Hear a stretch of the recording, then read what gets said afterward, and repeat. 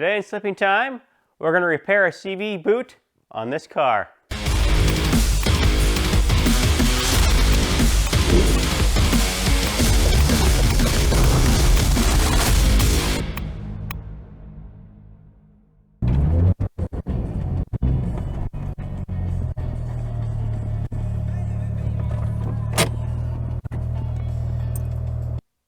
Hello, and thanks for slipping some time with me today. In this episode, we're going to cover on how to repair a CV boot that's ripped or torn on this particular car, but it applies to pretty much any car. Tell you what, things like that seem to happen whenever you've got a trip planned. In this case, I actually was going to do an autocross event and did a final inspection, probably basically an hour or two before I was going to go to the event. And seeing that it was torn completely, which obviously went to work for an autocross, it would have been pretty hard on it, not having your grease in there in the CV boot. So I just parked it for the rest of the year, which it was already fall anyway, late fall. And now I'm going to finally get to it so I can get it up and running for summer. Other than that, the car's running fine. Just got to replace the boot. So let's get on with it.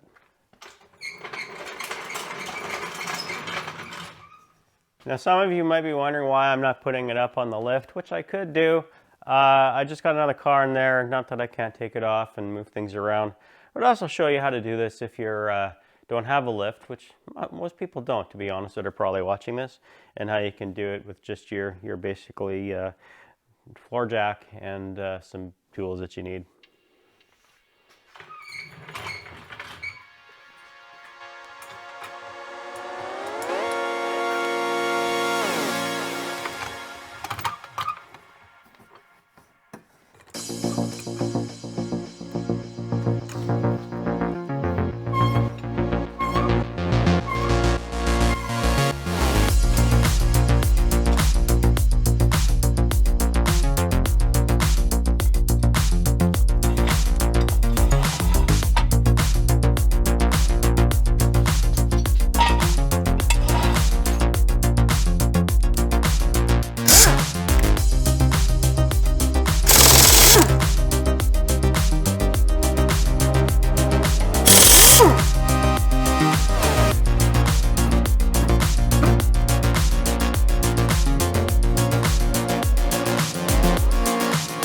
So there's the CV boot that you can see is split completely open around the whole thing pretty much. Try and get a better angle in here.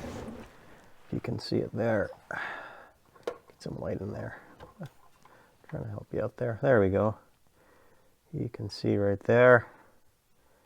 Yeah. So that's what needs replacing. Now this has basically a carrier half shaft here as well, so you can see those bolts up there. I don't have an extra hand to show you, but it's in the center there, and then there's that one there. Gotta drop them, and then I can pull the axle out once I remove a few things on the hub side, and the exhaust might have to be dropped to get at those two bolts. Probably get out of it. It's probably much easier and quicker just to drop the two bolts on the exhaust and let that hang a bit to get access to them. And you could replace the axle seal on that's in there with the transmission, but I've had pretty good luck if they aren't leaking and you're careful that you don't have to replace them. Ideally it'd be good to do. I'm gonna try and get away with it, I guess, this time. And I guess if it starts leaking, I'll just change out and then we'll go through that. But that's the deal right now on this guy. So there's different ways to tackle this to get this out. You obviously got to take this axle nut off so you can pull it out of the hub. But you've also got to pull this whole hub assembly up a little bit or out a little bit so you can basically push this out, and you'll see what I mean when I do it, and then to pull that axle out. Generally what I'll do is I'll just take that off where that ball joint is, and then it can kind of fold down on here, and then I get enough room between turning it because the steering's on this as well, and you'll see how that all works, and then I can get that out and go from there. See where I dropped the exhaust? And so drop this hanger and that hanger down there.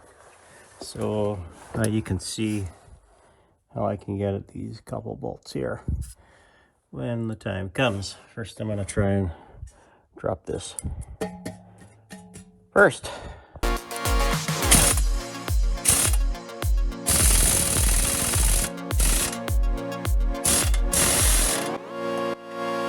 Now the ball joint's a little tight in there, so I'm just going to use this little breaker that I use. Let's see how that works. It's a little vise. All right, and there it popped. I didn't have a camera, but it popped, so now it's sprung down, and then I can just remove this bolt, and then it should drop down. It's pretty tight right now. Next, we'll get this axle nut off. And this cotter pin should be replaced after. So we suggest that for what they're worth. And they are a safety measure, so that never comes loose.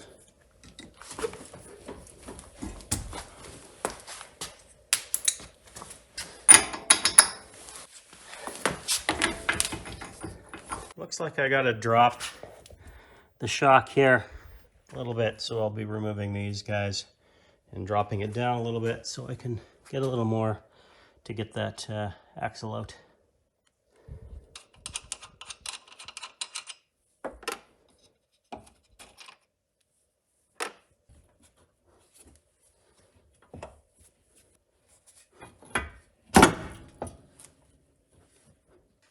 Okay, this is ready to pull out now, but I'm not going to pull it out because I got to drain some transmission fluid, because it will, especially with the car tilted like this towards the back of the transmission, which is where the axles go into the transmission, then we're going to leak some fluid. So I got to drain some fluid so I don't leak a bunch out of when I pull the axle out.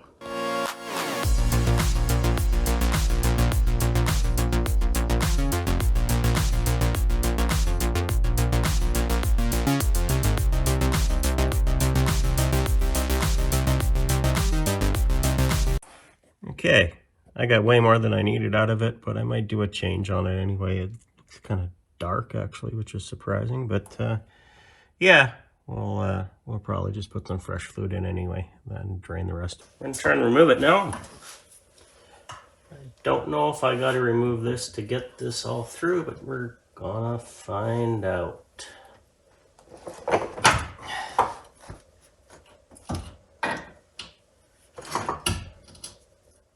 Looks like I got to take the shock right out to get that through here. And I just couldn't remember. It's been a while since I did one of these. So we're going to have to remove this out with that bolt there.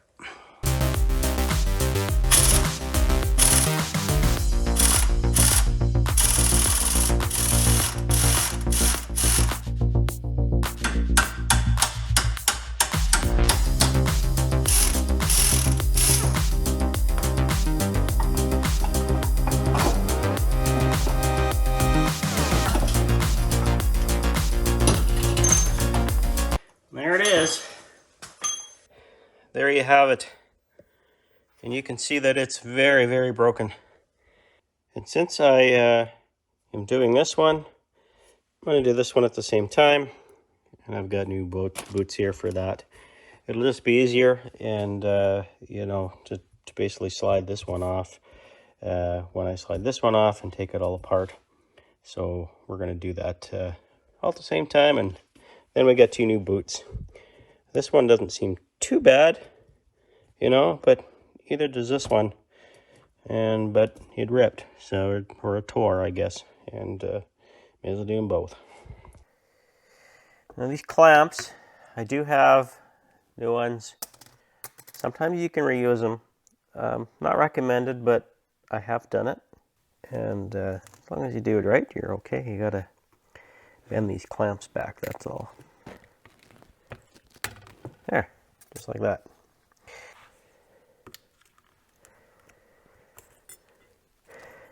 And we'll take this off.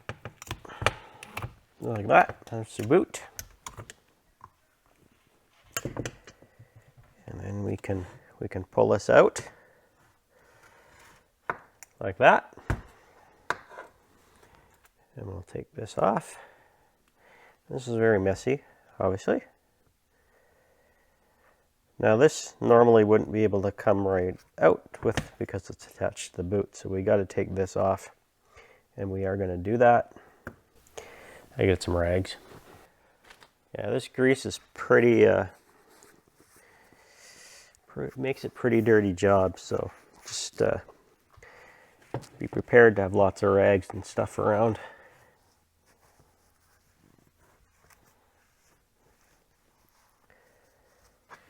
There's a snap ring in here, and it does come with replacement snap ring, which you should use. Basically, this snap ring is to get the spider assembly out. There it is. There we are. Got that off. Now, on this spider gear here, this where the on the outside has a flat surface, where the one on the inside, you can see it, has a beveled surface, and you got to make sure you get that right. So the bevel goes in the inside, and the snap ring goes against the flat side. Make sure you get that right. Now the boot should come off, and that's the boot. Now, if I was just replacing one boot, we'd just do that in reverse order. But I want to replace this boot. So I'm going to take this boot off as well. And I can slide it right back too, instead of taking it all apart.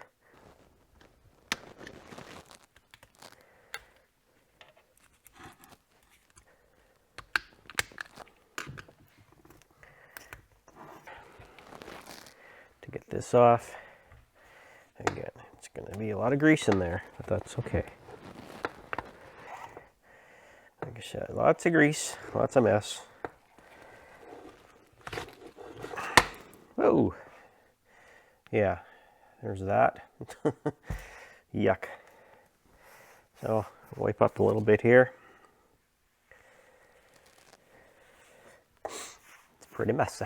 Pretty messy. We take this one, and it's the right one. I am going to put some new grease in there since I got it. Shouldn't need all of it because there's a bunch still in there, but it doesn't hurt to fill it up with grease.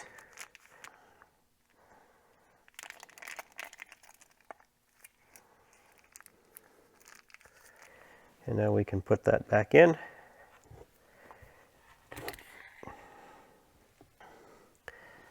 And we'll do the same thing here, except I won't put the grease in right away.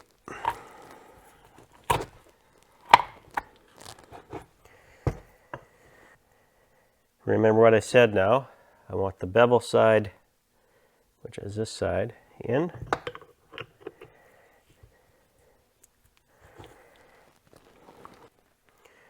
So this didn't come with a snap ring, it just came with a, well, it's a snap ring, but it's not the one where you can easily remove.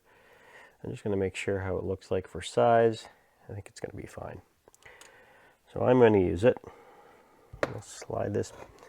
This one won't be too bad to put on, I think. We'll just clip it in here. Just push it down with a screwdriver. Let it clip in, as it does.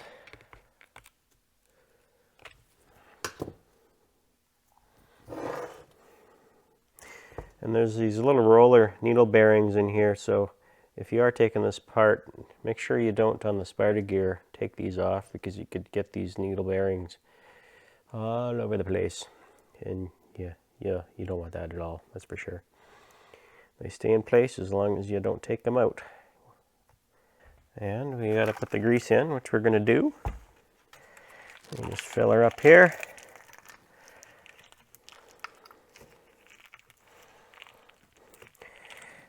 Like I said, this job isn't for you if you don't want to get dirty, because you're going to get dirty.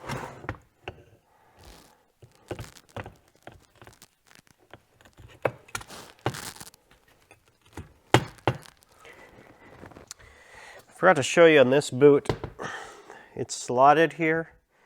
It's grooved actually for the concave of this and convex of this stuff, of this shell here. So make sure you get that situated right. It should be pretty straightforward to you, but just make sure you do that. So let's get these clamps back on now. Get my hands on the wipe maybe. Not that it'll matter because I've got crap everywhere now. We'll clean up later. I am going to reuse these, I think.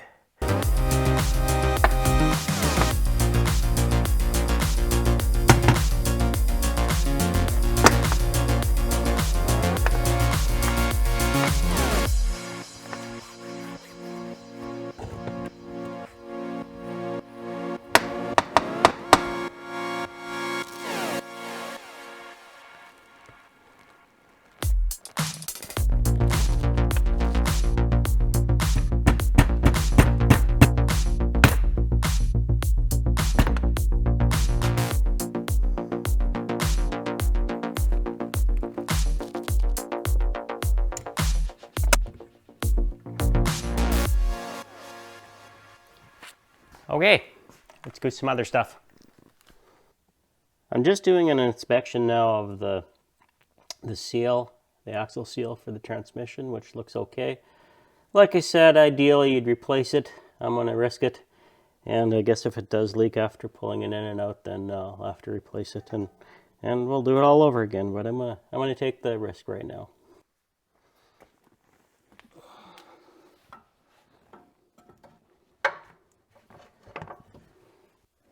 Okay, it's loosely assembled and we just got to put everything, tighten everything up and put everything back together.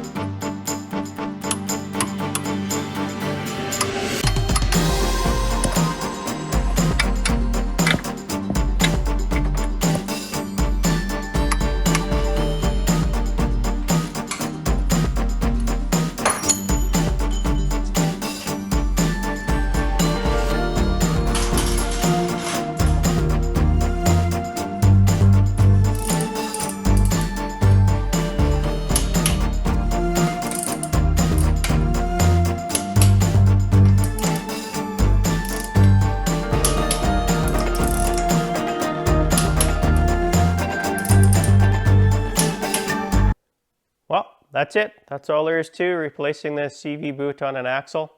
I hope you enjoyed that. Lots more to come. I'm going to tackle that white car next, so don't forget to like, share, and subscribe if you like this sort of thing and want to see more of it. Don't forget to top up the transmission fluid as well after you. I did do that, so this is ready to go for a drive. And please enjoy every day and always make it right.